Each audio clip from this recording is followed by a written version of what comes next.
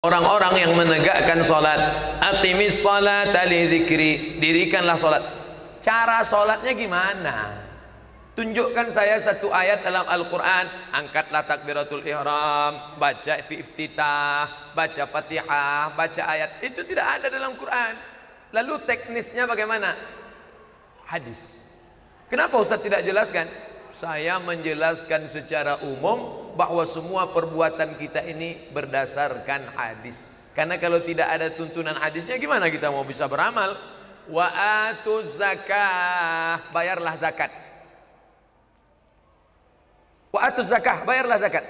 Alladzina yunfiquna amwalahum, mereka yang mengeluarkan zakat harta mereka. Wa atu haqqahu yauma hasadih, keluarkanlah zakat tanamanmu ketika panen. Apa ada dalam Al-Quran? Kalau ontamu 5 ekor, zakatnya 1 ekor kambing. Kalau kambingmu 40 ekor, zakatnya 1 ekor kambing.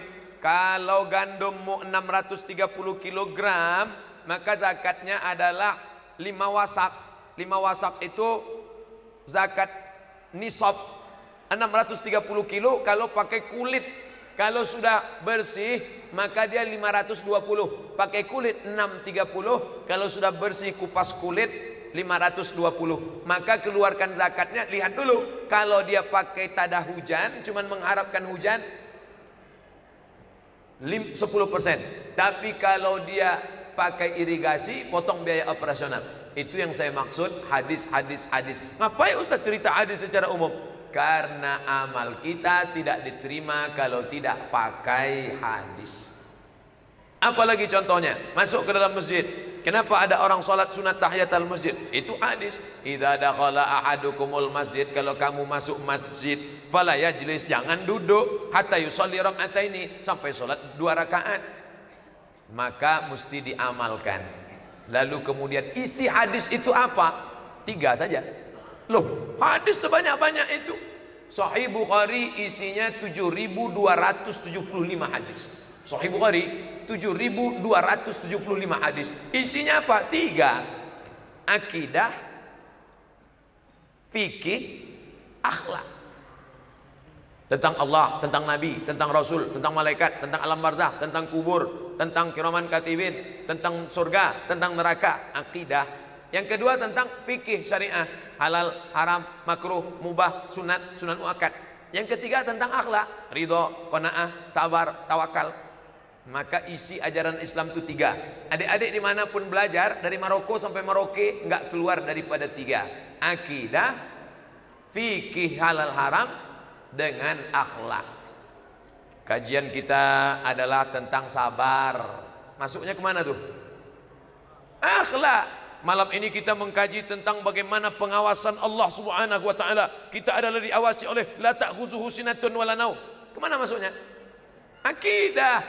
Malam ini kita mengkaji tentang masalah apa hukumnya mengusap kepala. Menurut mazhab Hanafi, mengusap kepala mesti 1/4. Menurut mazhab Syafi'i, mengusap kepala sikit aja selesai. Menurut mazhab Hambali, mengusap kepala demikian. Mana pembahasannya? Fikih. Oleh sebab itu maka isi hadis itu apa? Tak keluar dari yang 3. Ustadz, orang banyak mengkaji hadis-hadis tapi tidak dia amalkan. Yang tidak dia amalkan mana? Misal, tiba-tiba tadi saya selesai tausiah.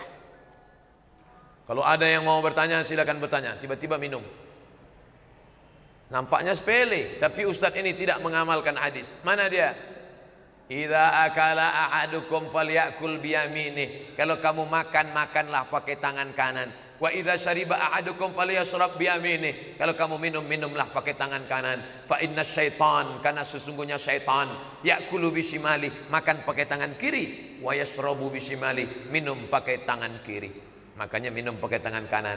Belajar hadis pendek-pendek dulu. Hadis arba'in. 4. Arba'in 40. Kenapa disebut 40? Karena dia 40 hadis yang dikumpulkan oleh Imam An-Nawawi. Maka disebut dengan Arba'un An-Nawawiyah. Sudah hafal Arba'un Nawawiyah? Pindah ke hadis satu lagi, Arba'un Ajluniyah. Karena disusun oleh Imam Ajluni. Maka disebut dengan Arba'un Ajluniyah. Dan Arba'un lainnya. Ini amat sangat baik. Kalau gitu saya pilih-pilih aja Pak Ustadz. Ambil yang pendek-pendek, ambil yang enak-enak, ambil yang tentang keseharian. Bagus. adik-adik anak kita yang sekolah SD IT, SMP IT, SMA IT. Tahun pertama 40 hadis, tahun kedua 40 hadis, tahun ketiga 40 hadis. Sehingga ketika dia tamat SMP 3 tahun 120. Dikeluarkan sertifikat, sudah menghafal 120. Yang ingat, berapa yang hilang? 0 yang hilang. Lalu tinggal berapa? 12. Jadilah, tapi kita amalkan. Tapi tidak semua hadis itu wajib. Semua perbuatan Nabi wajib. Kalau semua perbuatan Nabi wajib, maka adik-adik yang pakai batik haram. Karena lawan daripada wajib haram. Solat itu wajib. Siapa yang enggak solat? Haram. Semua perbuatan Nabi wajib. Semua yang pakai batik haram. Karena Nabi pakai baju putih. Semua yang pakai sorban wajib. Berarti yang pakai peci haram. Yang enggak pakai peci haram kuadrat. Oleh sebab itu ulama dengan ilmu usul fikih dia bagi, ada perbuatan Nabi itu yang wajib, tapi ada yang sunat, ada yang sunat muakkad, bahkan ada yang haram.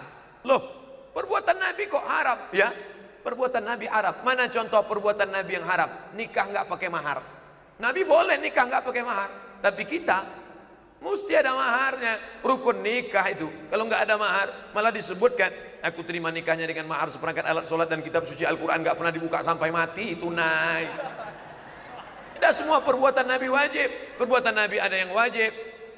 Ketika anak saya lahir, lalu saya potong kambing. Yang motong bukan saya, orang lain. Saya orangnya lembut, membunuh hanya nyamuk aja saya mikir, apalagi motong kambing. Lalu dipotong mereka. Ini akikah anak Ustadz Somad. Nabi mengakikahkan cucunya, Sayyidina Hasan, Sayyidina Husain, anak Sayyidina Ali, anak Fatimah. Maka Nabi mengakikahkan. Apakah akikah itu wajib? Enggak. Akikah sunat muakkad. Jadi perbuatan Nabi itu pun ada klasifikasinya. Jangan dipukul rata. Semua perbuatan Nabi wajib. Kalau semua perbuatan Nabi wajib, berarti semua ucapan Nabi wajib. Berarti Abdul Somad kalau meninggal, makamnya mesti di kamar tempat dia meninggal. Karena Nabi waktu meninggal, jenazahnya nggak dibawa keluar. Adik-adik yang pergi umrah, ziarah di depan makam Nabi, lalu guide-nya nunjuk, Bapak Ibu jamaah umrah sekalian, ini adalah makam Nabi yang juga adalah kamar Sayyidatuna Aisyah. Loh, makam Nabi kok kamar Aisyah? Karena ketika Nabi meninggal, jenazahnya tidak dibawa keluar, langsung dimakamkan di tempat di bawah kasur digali. Itu kamar Aisyah. Siapa yang ngomong begitu? Abu Bakar Siddiq. Ketika orang muhajirin mau membawa jenazah Nabi, mau dimakamkan di Makkah. Orang Ansor maunya jenazah Nabi dimakamkan di Madinah. Lalu apa kata Nabi? Nahnu ma'asyirul anbiya. Kata Abu Bakar, saya pernah dengar, telinga saya pernah dengar Nabi ngomong. Apa kata Nabi? Nahnu ma'asyirul anbiya. Kami para Nabi, nudfanu min aitsu namutu. Di mana kami meninggal, disitulah kami dimakamkan. Kalau sempat perbuatan itu jadi wajib, lalu saya sampaikan ke istri saya, nanti kalau aku meninggal, di mana aku meninggal, makamkan aku di situ. Pas tinggal sedang ceramah, apa mau dimakamkan di sini? Maka perbuatan Nabi itu tidak semuanya wajib. Jadi jangan kita langsung tuduh, oh Ustadz ini sudah meninggalkan sunnah, ini orangnya ingkar sunnah. Tidak, mungkin beberapa saya tinggalkan. Buktinya mana? Saya nggak pakai jubah, tapi bukan berarti saya ingkar sunnah. Saya nggak pakai sorban, tapi bukan berarti saya ingkar sunnah. Karena ada perbuatan Nabi itu yang wajib, ada perbuatan itu yang sunat, ada perbuatan itu yang sunat muakkad. Semua perbuatan Nabi wajib. Berarti semuanya harus pakai cincin di kelingking. Karena Nabi pakai cincin di kelingking. Coba tengok Habib Rizik pakai cincin, Habib Umar bin Hafiz pakai cincin, Habib Ali As-Saqaf, Ali Al-Jufri pakai cincin. Tidak semua perbuatan Nabi itu wajib. Nah, ini tentang masalah perbuatan Nabi yang terkandung dalam hadis. Tapi perbuatan Nabi yang sifatnya baik, yang sifatnya anjuran, walaupun tak wajib, baik kita laksanakan. Alaikum bisunnati, ikutilah sunnahku, wa sunnatil khulafa'ir rasyidin, dan sunnah khulafa'ir rasyidin min ba'di, setelah aku meninggal. Addu 'alaiha bin nawajiz, gigit pakai gigi geraham. Kita lanjutkan yang ini atau langsung bacain? Tadi Pak Ustadz nyinggung sejarah Andalusia yang dulu pernah dikuasai lebih 700 tahun. Saya mau tanya, kenapa Spanyol sekarang dikuasai Islam lagi? Belum anandaku, belum adikku. Spanyol belum dikuasai Islam, masih dikuasai Juan Carlos. Yang dikuasai Islam sekarang adalah Eropa. Eropa dibagi dua. Yang sebelah kiri Spanyol, yang di sebelah kanan Turki. Turki itu Eropa Timur. La taftahunnal Konstantiniyah, kalian akan menguasai Konstantinopel. Wala ni'mal amiruha, pemimpin perang yang terbaik adalah dia. Wala ni'mal jaisyu dzalikal jais, pasukan tentara yang paling hebat adalah pasukan dia. Nama pemimpinnya Muhammad Al-Fatih. Itulah yang mendirikan Turki Utsmani, berkuasa di dunia 500 tahun, lalu kemudian digulingkan oleh Mustafa Kemal Atatürk 1924. Sekarang embrionya sudah mulai nampak dengan Erdogan. Ini yang sedang dikuasai Islam sekarang. Adapun satu impian Nabi, ucapan Nabi yang belum terwujud adalah kalian akan menguasai Rum. Konstantinopel sudah dikuasai. Satu lagi belum, Rum. Mana itu? Eropa, Spanyol, Inggris, Prancis, Jerman. Insya Allah akan dikuasai oleh orang Islam. Ustadz Somad ngawur. Gimana orang Islam mau menguasai? Yang ngomong bukan saya, Bernard Lewis. Cari tulisannya, Bernard Lewis. Dari namanya itu sudah dijamin bukan Islam. Orang Yahudi, orientalis. Kata Bernard Lewis, Islam akan menguasai Eropa. Sebabnya apa? Ada 3. Yang pertama, orang Eropa tidak mau menikah. Karena menurut mereka menikah itu buang-buang waktu saja.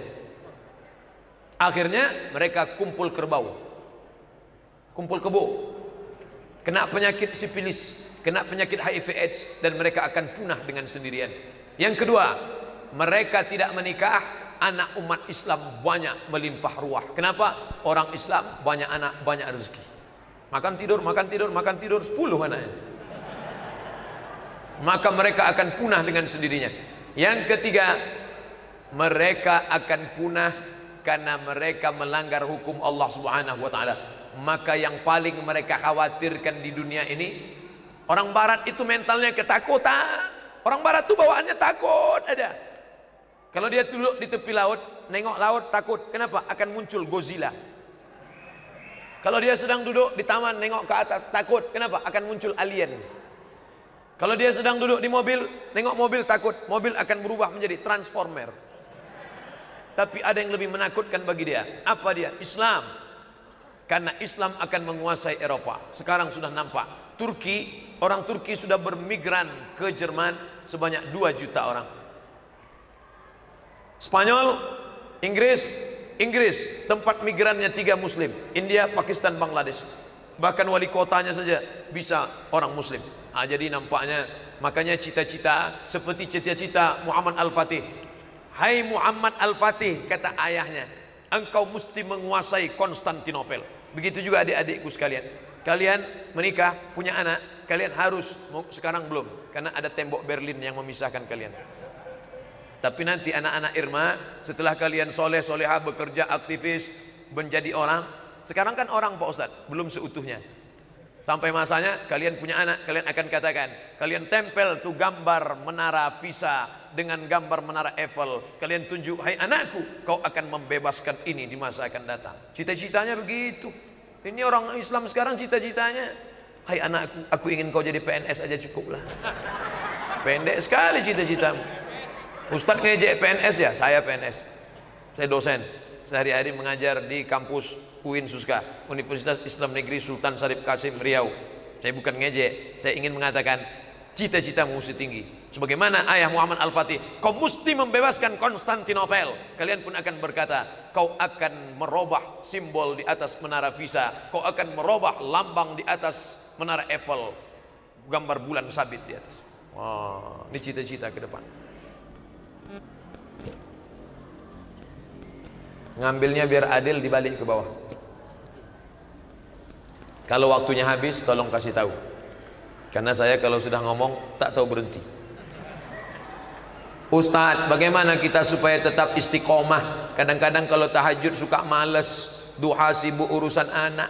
Gimana supaya ibadah kita terus Pak Ustadz? Pertama, lihat orang cacat. Lihat orang cacat, kakinya lumpuh, stres, stroke, tapi ke masjidnya rajin.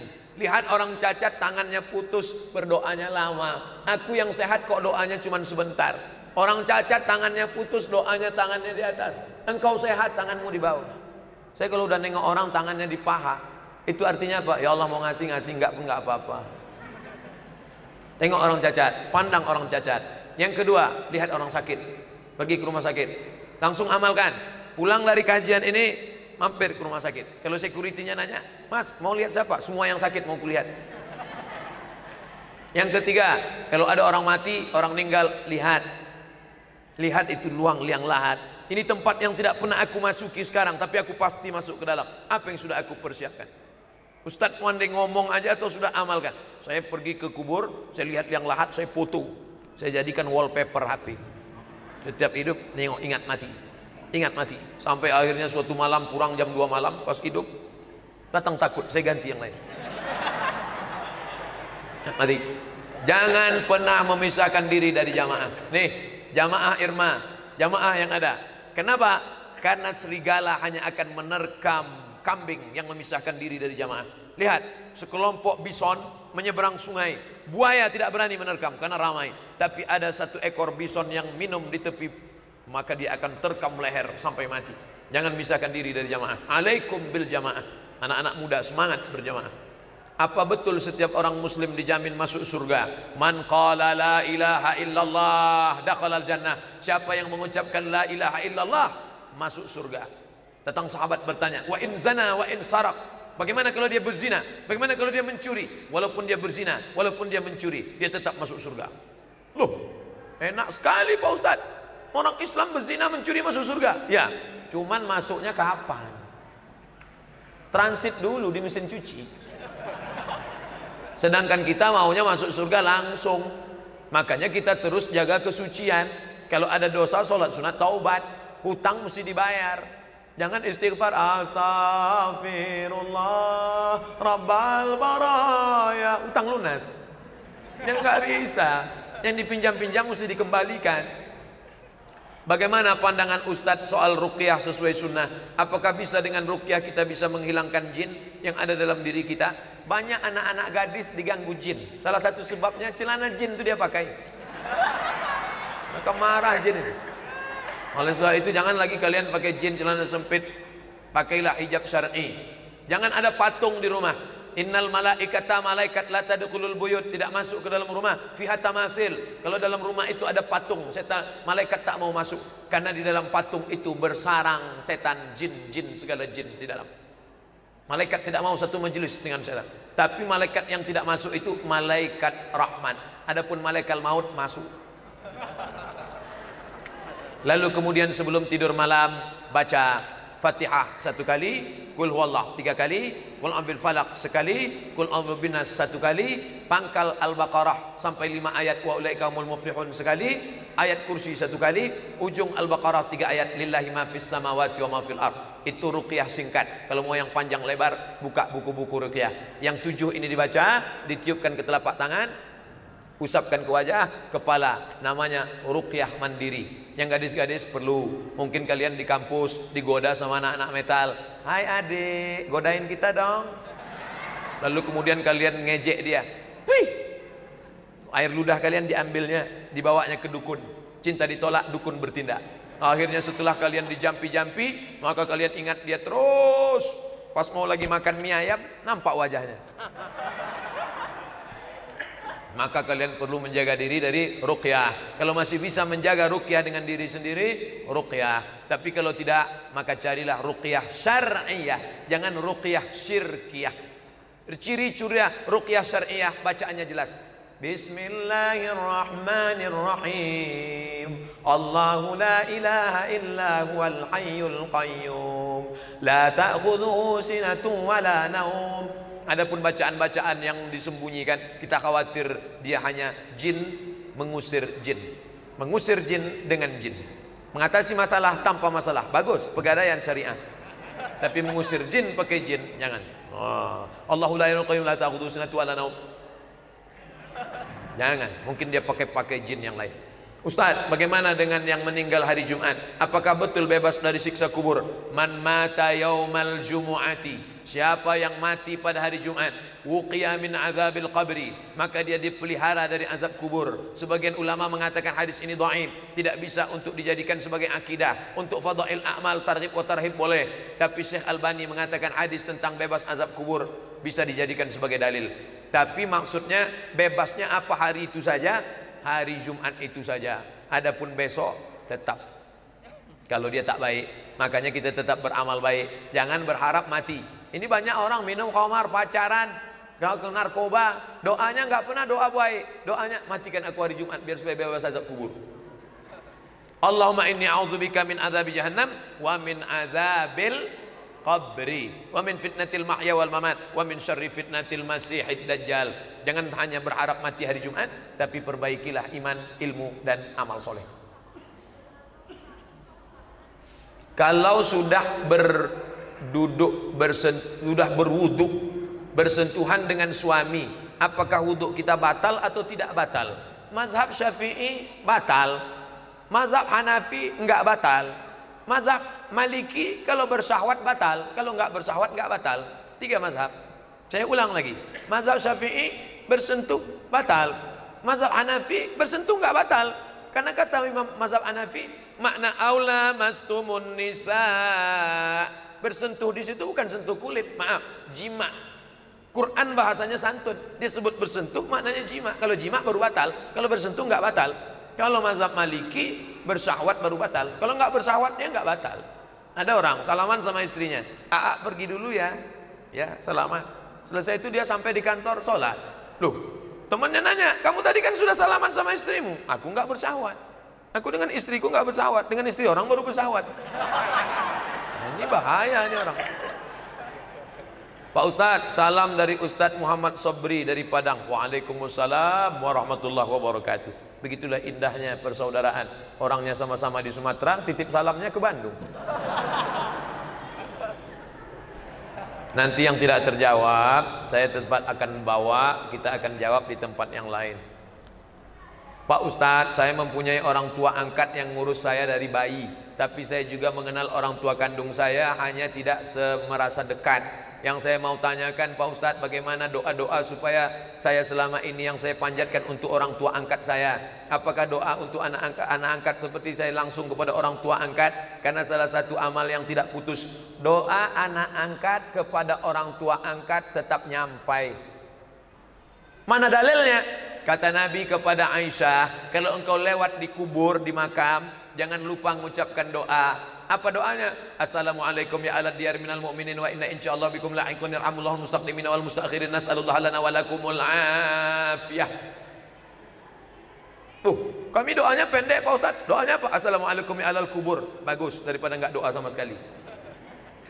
Seandainya doa untuk orang mati enggak sampai, enggak nyampe, ngapain Nabi ngajarkan doa itu? Itu menunjukkan sampai. Lalu apa makna hadis itu? Yang sampai cuma 3. Shadaqatun jariyah, ilmu yang bermanfaat, anak yang soleh. Hadis ini bukan cerita doa sampai enggak sampai. Hadis ini bercerita tentang amal Abdul Somad putus. Dulu Abdul Somad sholat duha, setelah meninggal, apa bisa Abdul Somad sholat duha setelah mati? Putus. Tapi ada 3 amal Abdul Somad yang tetap nyambung. Amal yang pertama, amal bangun masjid, sedekah jariyah. Amal yang kedua, ilmu yang bermanfaat, Somad ngajar, rekamannya nyampai ke jamaah. Amal yang ketiga, anaknya. Hadis ini bukan cerita tentang doa, hadis ini cerita tentang amal anak saya sampai ke saya. Itu yang jadi pembahasannya. Emangnya anak Ustadz itu amal Ustadz, anak saya itu amal saya. Maksudnya Ustadz, kalau istri saya cuma saya lihat aja, apa istri saya hamil? Itu penjelasannya. Anak saya itu amal saya. Mengapa jika disebutkan nama Rasulullah maka orang mendengar harus bersolawat, sedangkan jika nama Allah disebut yang mendengar nggak perlu menyebut subhanahu wa ta'ala? Kenapa kalau disebut Nabi Muhammad, Allahumma salli ala Sayyidina Muhammad, bu'dan liman dzukirta wa lam yusalli alaika. Celaka orang yang ketika disebut namamu tapi dia tidak mau berselawat kepadamu. Hadis dalam kitab Mustadrak karya Imam Al-Hakim. Kata Imam Az-Zahabi, sahih, hadisun sahih. Kenapa? Karena dalam salawat ada doa untuk Nabi Muhammad. Allahumma salli ala Sayyidina Muhammad, berikan kebaikan kepada Muhammad. Sedangkan Allah tak perlu didoakan. Tak perlu kita doakan, ya Allah berikanlah kebaikan untuk Allah. Lalu kalau kita doa untuk Muhammad, Sayyidina Muhammad, Allahumma salli ala Sayyidina Muhammad. Apakah untuk dia? Dia dapat, kita pun dapat. Man shalla alayya salatan, siapa yang berselawat kepadaku satu kali, sallallahu alaihi biha asyra, Allah balas 10 kebaikan. Wa utan anhu asyara sayiat, Allah balas, Allah tutupkan 10 dosanya. Wa rufi'at lahu asyara darajat, Allah naikkan 10 tingkatan darajat kemuliaan. Nampaknya selawat itu untuk Nabi, sebenarnya untuk Nabi satu, kepada kita 30. Itulah mengapa kita berselawat kepada dia. Allahumma salli ala Sayyidina Muhammad. Banyak sekali hadis yang terkadang sulit membedakan hadis mana sahih, mana hasan maupun dhaif. Bagaimana cara kita membedakan hadis itu agar tidak salah dalam beramal soleh, khususnya bagi muslim muslimah yang masih awam. Jangan beli buku kalau hadisnya tidak ada dalam kurung HR. HR siapa? HR Al-Bukhari. Oke. HR Muslim. Oke. HR Abu Daud. Oke. HR Ahmad. Oke. Tadi saya baru dapat SMS di hotel. Besok kita sudah masuk 1 Sya'ban. Siapa yang memberikan tahu sahabatnya bahwa sudah masuk bulan Sya'ban, maka Allah menghapuskan dosanya. Rasulullah bersabda, HR siapa? Ustaz Somad, boleh saya sebarkan ini? Informasi ini bagus. Kamu sudah mengingatkan saudaramu bahwa besok sudah masuk 1 Sya'ban. Tapi Nabi bersabda itu tak betul. Lalu gimana Ustaz? Buang Nabi bersabdanya. Aku mengingatkan kamu wahai saudaraku Mas Bro. Bagus. Maka jangan terima kalau tidak ada HR-nya. Tapi jangan gara-gara ini pulang ke rumah di copy itu lalu dirubah HR. Itu dusta. Man kadzdzaba alayya muta'ammidan, siapa yang berdusta kepadaku secara sengaja, falyatabawa maq'adahu minan nar. Simple, sederhana. Jangan beli buku kalau tidak ada HR. Masalahnya di tempat kita, semua buku yang dibeli bersampul plastik. Setelah dibeli baru tahu. Jadi gimana Pak Ustadz? Cari penjaganya nggak lihat, tak buka. Karena dia sudah jual buku dalam karung. Jangan beli kucing dalam karung. Bagaimana cara para sahabat orang zaman dulu menghafal Quran? Padahal Quran kan belum dibukukan Pak Ustadz. Ada anak hafal Quran umur 7 tahun. Padahal belum pandai baca. Kok bisa anak hafal Quran 7 tahun belum pandai baca? Kenapa kita hafal Al-Fatihah? Saya belum pernah ngapal Al-Fatihah pakai kertas. Bismillahirrahmanirrahim. Alhamdulillah. Saya mau tanya, siapa yang ngapal Fatihah pakai kertas? Enggak ada. Kenapa kita hafal Fatihah? Karena sering didengar. Ibunya sambil masak. Ar-Rahman 'allamal Qur'an, khalaqal insan, 'allamahul bayan. Anaknya hafal Quran. Makanya adik-adikku, carilah yang hafal Quran, yang belum nikah. Yang udah jaga-jaga aja yang ada. Besar kemungkinan dia hafal Quran. Kenapa? Karena dia mengulangi hafalannya dan anaknya mendengar. Kita sesungguhnya mengingat bukan karena menghafal, tapi karena sering mendengar. Dan sahabat itu mendengar. Orang Arab itu ingatannya kuat luar biasa. Setiap selesai asar, itu guru-guru ngaji nyandar di dinding masjid. Di Mesir begitu. Habis asar syekh nyandar, siapa yang mau setor hafalan silakan. Kami kalau mau setor hafalan, ngapal sebelum subuh, diulang-ulang untuk nyetor setengah halaman, baru nyetor bisa. Ngantri panjang, ngapalnya sebelum subuh. Tapi pas ditanya orang Mesir, kamu ngapalnya kapan? Pas ngantri itu dia ngapal. Makanya beda hafalan orang Mesir dengan mahasiswa Indonesia. Anak Indonesia 1 tahun 2 juz, 2 juz, tamat LC 8 juz. Tapi kalau orang Mesir enggak. 7 juz setengah, 7 juz setengah, 7 juz setengah, 7 juz setengah. Pas. Kita nggak boleh cemburu karena memang hard disk dia 500 giga. Sebagian, nggak semuanya. Nah, oleh sebab itu maka sebenarnya mereka adalah mendengar masuk ke kepalanya dan dia hafal dengan itu. Satu lagi Pak Ustadz, doakan Persib juara Liga 1.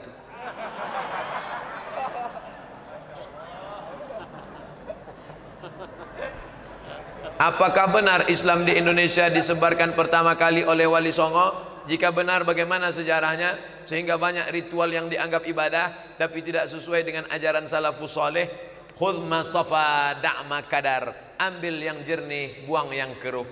Seandainya mereka dutu datang ke negeri ini, ke Pulau Sumatera, ke Pulau Sulawesi, ke Pulau Kalimantan, ke Pulau Jawa, datang dengan pedang, mungkin hari ini kita tidak Islam. Kenapa? Karena ulama itu dibunuh langsung oleh pendekar-pendekar itu. Pendekar, pendek tapi kekar. Kenapa kita Islam sekarang? Mereka datang dengan sentuhan yang lembut. Sunan Kudus. Sunan Kudus tahu bahwa orang Kudus ini agamanya Hindu dan orang Hindu nyembah lembu. Maka dia tidak buat menara masjid pakai kubah. Karena kalau dibuat menaranya kubah nanti orang Hindu kaget. Oh, bangunan apa nih? Maka dibuatlah bangunannya dalam bentuk candi. Candi, Masjid Kudus, menaranya candi. Maka orang Hindu ngelihat, loh, sama dengan tempat kita ya. Ya. Lalu masih ragu juga, ditambatkan di bawahnya lembu. Diambil lembu, ditambatkan di bawah candi itu lembu. Orang Hindu ngelihat, loh Tuhan kita ada di sini. Bangunannya sama, Tuhannya ada. Iya, akhirnya mereka mulai ngintip. Dalam masjid itu apa? Ternyata dia lihat orang sedang sholawatan. Salatullah, salamullah, ala taha rasulillah. Salatullah, salamullah, ala yasin habibillah. Itu bukan lagu Arab. Saya nggak pernah orang Arab ngelagukan salatullah salamullah model begitu. Itu lagu apa? Murni lagu Jawa. Ler ilir itu. Ler ilir, ler ilir. Masumilir tak ijo royo royo. Manten anyar. Aku nek manten anyar ya ingat. Bahwa ada yang tidak sesuai, buang jauh-jauh. Tapi ngata-ngatain ulama dulu, memangnya kita lebih baik dari mereka. La tuzakku anfusakum. Makanya Al-Hafiz Al-Iraqi ketika dia melihat kitab Ihya Ulumuddin, ada hadis dhaifnya, dia enggak ngejek. Al-Hafiz Al-Iraqi enggak ngejek Ghazali. Apa nih Ghazali? Ghazali enggak. Al-Hafiz Al-Iraqi enggak pernah nyaci maki Ghazali. Tapi apa yang dia lakukan? Dia tashih, dia tad'if, dia takhrij hadis-hadis yang ada di Ihya Ulumuddin. Lihatlah bagaimana ulama dulu menyikapi ulama sebelumnya. Karena kita tak tahu, boleh jadi amal mereka itu jauh lebih besar. Amal mereka sebesar bukit Uhud, amal kita sebesar bisul. La tuzakku anfusakum. Jangan kau sombong kepada amalmu. Ini beradab, bertata krama kepada ulama sebelum kita. Apakah Islam Sufi termasuk Ahlus Sunnah wal Jamaah? Ya. Baik, habis. Surat tilang sudah masuk. Sekarang menyikapi Sufi ada dua kelompok. Yang satu mengatakan Sufi itu adalah ajaran asing yang masuk ke dalam Islam, maka kita mesti membuangnya. Tasawuf adalah bid'ah, wa kullu bid'atin dhalalah, wa kullu dhalalatin finnar. Campakkan. Ini ekstrim kanan. Yang ekstrim kiri mesti bertasawuf. Siapa yang tidak bertasawuf, maka dia tidak akan sampai kepada Allah. Kita menghadapi dua kelompok. Oleh sebab itu di Al-Azhar diajarkan Fakultas Usuluddin satu mata kuliah tasawuf Islam. Yang diajarkan tasawuf itu apa? Takhalli, menghilangkan penyakit hati, buang takabur, buang sum'ah, buang riya, buang syirik, bersihkan hati. Setelah bersih, takhalli, kosong, tahalli, isi dengan ridha, isi dengan qanaah, isi dengan zikir, isi dengan taqarrub kepada Allah. Setelah itu barulah tajalli, Allah menunjukkan kuasanya kepada hamba. Sekarang banyak orang terjebak kepada bahasa tasawuf. Saya tidak mau pakai. Kalau tidak mau pakai tasawuf, pakai kata lain. Apa dia? Tazkiyatun nafs, pensucian jiwa. Ulama ini konsen masalah akidah saja, ulama ilmu kalam. Ulama ini konsen masalah halal, haram, makruh, mubah, syarat, rukun. Itu adalah ulama fikih, fuqaha. Tapi ada ulama yang konsen masalah hati, masalah ridha, masalah qanaah, masalah zikir, masalah tawakal, masalah mendekatkan diri pada Allah. Maka ini adalah ulama tasawuf. Maka ketika muncul tasawuf yang menyimpang, menyatu dengan Tuhan, katanya ada Tuhan besar, ada Tuhan kecil. Tuhan kecil ini adalah pancaran dari Tuhan besar. Tuhan besar bisa menyatu dengan Tuhan kecil. Kalau sudah menyatu dengan Tuhan, maka hilanglah syariat. Tak perlu sholat, tak perlu puasa, karena Tuhan sudah berdiri, ada dalam diriku. Maka itu dicampakkan semua. Peganglah kitab-kitab tasawuf yang mu'tabar, yang ditulis oleh, makanya dirumuskan Ahlus Sunnah wal Jamaah adalah tiga. Al-Azhar. Al-Azhar merumuskan siapa itu Azhar, siapa itu Ahlus Sunnah. Tiga. Dalam masalah akidah dia pilih dua, Abu Mansur Al-Maturidi atau Abul Hasan Al-Ash'ari. Dalam masalah fikih dia bermazhab Hanafi, Maliki, Syafi'i, Hambali. Dalam masalah tasawuf dia pilih antara dua, pilih tasawuf Sunni. Siapa itu? Tasawuf Abu Hamid Al-Ghazali atau tasawufnya Imam Junaid Al-Baghdadi. 3 rumusan. Itulah Ahlussunnah wal Jamaah. Terima kasih segala perhatian adik-adik, bapak ibu saudara sekalian. Mohon maaf segala kesilapan. Ada tadi yang mohon doa, kita doakan. Bukan doa Persib tadi, saudara kita yang meninggal dunia, maka kita doakan. A'udzubillahi minasyaitonirrajim. Bismillahirrahmanirrahim. Alhamdulillahirabbil alamin. Wassalatu wassalamu ala asyrafil anbiya'i wal mursalin wa ala alihi wa sahbihi ajma'in. La tada' lana dzamban illa ghafartah. Segala dosa kami ampunkanlah, wala aiban illa satartah. Segala aib kami, cacat kami tutupilah, wala musafiran illa wasaltah. Yang musafir sampaikan ke tujuannya ya Allah. Wala maridan illa syafaitah. Yang sakit sembuhkan daripada penyakitnya. Wala mayitan illa rahimtah. Yang meninggal dunia curahkan rahmat ampunan kasih sayangmu. Allahumma ja'al quburahum radatan min riyadil jinan. Jadikan kubur mereka salah satu dari taman surgamu. Wala taj'al quburahum hufratan min hufarin niran. Jangan jadikan kubur mereka salah satu dari lubang nerakamu. Bil khusus almarhum Ahmad Emen bin Wang Sadikan. Allahumma ighfir lahu warhamhu wa'afihi wa'fu anhu. Rabbana taqabbal minna innaka antas samiul alim wa tub alaina innaka antat tawwabur rahim. Rabbana atina fid dunya hasanah wa fil akhirati hasanah wa qina adzaban nar. Wa sallallahu ala sayyidina wa maulana Muhammad wa ala alihi wa sahbihi wasallam. Walhamdulillahi rabbil alamin. Taqabbalallahu minkum minna wa minkum taqabbal ya karim. Terima kasih, mohon maaf. Wassalamualaikum warahmatullahi wabarakatuh.